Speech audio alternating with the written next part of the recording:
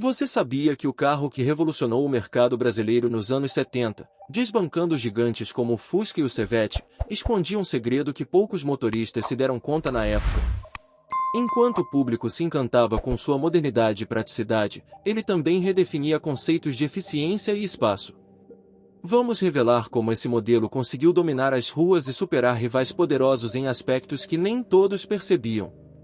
A ascensão e queda dos compactos 1.0 no Brasil, uma jornada pelos ícones da indústria automobilística. No Brasil, o reinado dos carros compactos 1.0 foi indiscutível durante boa parte do fim do século XX e início dos anos 2000. Esses pequenos, mais ágeis veículos dominaram o mercado, conquistando corações e mentes pela sua economia de combustível, facilidade de manuseio e preço acessível.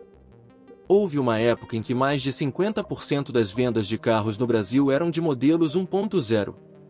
No entanto, com o passar dos anos, essa predominância começou a perder força.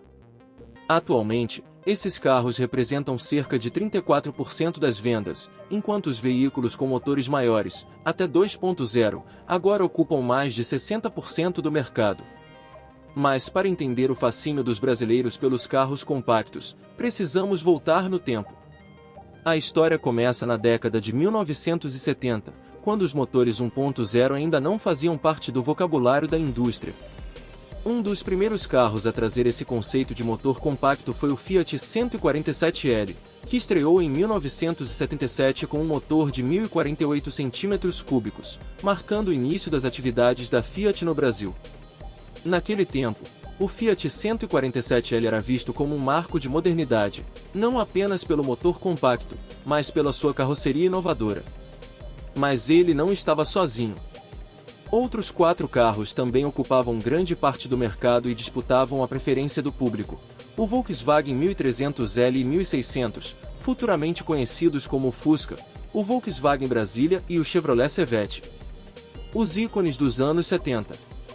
Esses 5 modelos, Fiat 147, Fusca, Brasília e Chevette, eram, em muitos sentidos, reflexos da própria sociedade brasileira dos anos 70. Cada um representava algo diferente para os consumidores. Escolher um desses modelos era, sem dúvida, uma boa compra.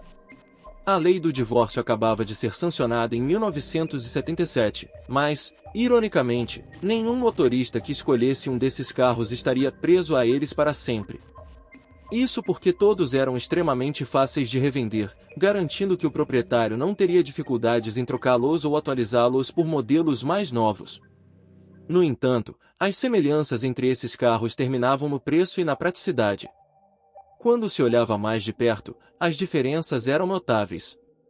A carroceria da Brasília, do Chevette e do Fiat 147 eram consideradas modernas para a época, contrastando com o design mais antiquado dos Fuscas. Os Fuscas, com seus paralamas separados da carroceria e estribos, um visual que remonta à Segunda Guerra Mundial, ofereciam uma aparência que, embora ultrapassada, ainda era amplamente aceita pelo público. O design dos modelos mais modernos, por outro lado, era mais limpo, sóbrio, sem frisos ou adereços de gosto duvidoso. Essa abordagem menos ornamentada atraía os consumidores que buscavam algo mais sofisticado.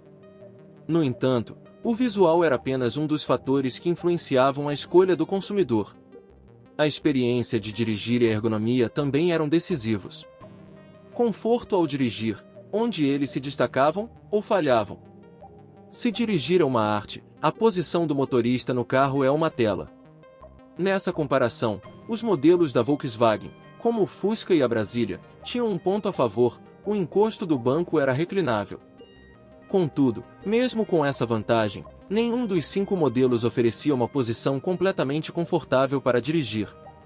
Os carros da Volkswagen forçavam os motoristas a manter as pernas inclinadas para a direita, o que era uma desvantagem em longas viagens. Já o Chevette e o Fiat 147, embora modernos em outros aspectos, pecavam nesse quesito, pois seus encostos eram fixos, resultando em desconforto para os motoristas. O quadro de instrumentos era outro detalhe que revelava muito sobre a experiência de dirigir esses carros. Segundo o jornalista automotivo Cláudio Karsugui, todos os 5 modelos deixavam a desejar, já que utilizavam luzes espia em vez de mostradores tradicionais. Para ele, isso era um reflexo do caráter econômico que norteava o desenvolvimento desses veículos. Os Volkswagen, com seus motores refrigerados a ar, eram exemplos claros disso. Apresentavam apenas um velocímetro redondo, que agrupava odômetro e luzes espia para o alternador, pressão de óleo e problemas nos freios. Por outro lado, os modelos refrigerados a água, como o Chevette e o Fiat 147, precisavam de um termômetro para monitorar a temperatura do motor, mas nem todos seguiam essa regra. O Fiat, por exemplo, usava uma simples luz espia para isso. O espaço interno, uma batalha de gigantes. Outro ponto crucial na comparação entre esses 5 compactos era o porta-malas. Aqui, o Fiat 147 brilhou como um verdadeiro gigante. Com apenas 3,62 metros de comprimento, ele oferecia um impressionante espaço de 352 litros no porta-malas. Isso colocava à frente do Chevette, que tinha 321 litros, da Brasília, com 287 litros, e dos Fuscas, que ofereciam apenas 141 litros. Além disso, o Fiat 147 apresentava uma funcionalidade que ampliava ainda mais sua capacidade. O banco traseiro podia ser rebatido, permitindo que o espaço chegasse a 953 litros. Isso o tornava ideal para viagens longas ou para motoristas que precisavam transportar muita bagagem. A Brasília também oferecia um bom espaço com o banco traseiro rebatido, atingindo 945 litros, mas ainda assim ficava ligeiramente atrás do Fiat. O Chevette, por sua vez, não oferecia a possibilidade de rebatimento, o que limitava seu uso em viagens familiares. Desempenho e consumo. O Fiat 147 domina a competição. Quando o assunto era desempenho, todos os 5 compactos se destacavam pela valentia, embora nenhum deles pudesse ser descrito como espetacularmente rápido. Em testes de velocidade, 4 dos 5 modelos superaram a marca de 130 km por hora. A Brasília, com seu motor 1.6, alcançou uma média de 136,8 km por hora, tornando-se o carro mais rápido da comparação. O Fusca 1300L, por outro lado, ficou para trás, com uma velocidade máxima de 111,7 km por hora. O Fiat 147, apesar de não ser o mais rápido, destacou-se na aceleração. Ele precisou de apenas 17,77 segundos para ir de 0 a 100 km por hora, liderando o grupo nesse aspecto. O Fusca 1300L, mais uma vez, ficou em último, levando 33,61 segundos para atingir a mesma marca, praticamente o dobro do tempo do Fiat. Quando o assunto era frenagem, o Fiat 147 novamente se destacava. Ele conseguiu parar de 80 km por hora a zero em apenas 30,75 metros, a melhor marca do grupo. O Chevette ficou logo atrás, com 30,98 metros, seguido pelo VW 1600, com 31,65 metros.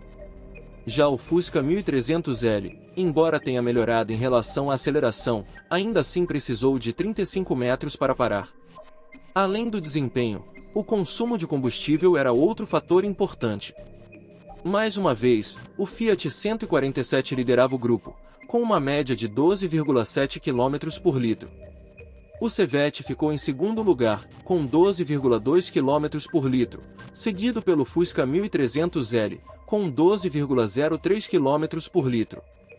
Os modelos da Volkswagen com motores maiores, como o 1600 e a Brasília, foram os menos econômicos, consumindo 11,5 km por litro e 11,2 km por litro, respectivamente. A batalha final, Fiat 147 versus Chevette. No final das contas, os 5 modelos poderiam ser reduzidos a 3, já que o Volkswagen 1300L, o 1600 e a Brasília eram, essencialmente, versões do mesmo carro. As principais diferenças estavam nas cilindradas dos motores e na carroceria da Brasília. O verdadeiro duelo ocorreu entre o Fiat 147 e o Chevette, os dois carros mais modernos e bem concebidos. No final, o Fiat 147 foi o grande vencedor, superando seus concorrentes em quase todos os aspectos, do espaço interno ao consumo de combustível, passando pela frenagem e aceleração. Um ícone para o futuro. O Fiat 147 pode não ser mais visto com frequência nas ruas brasileiras, mas seu legado permanece. Ele simboliza uma era de inovações e desafios para a indústria automotiva no Brasil, onde carros compactos não eram apenas veículos econômicos, mas símbolos de modernidade e eficiência.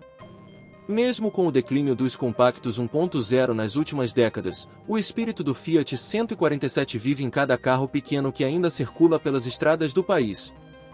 Se gostou, compartilhe, deixe seu like, se inscreva no canal e não se esqueça de ativar o sininho das notificações para não perder nenhuma novidade. Muito obrigado por assistir.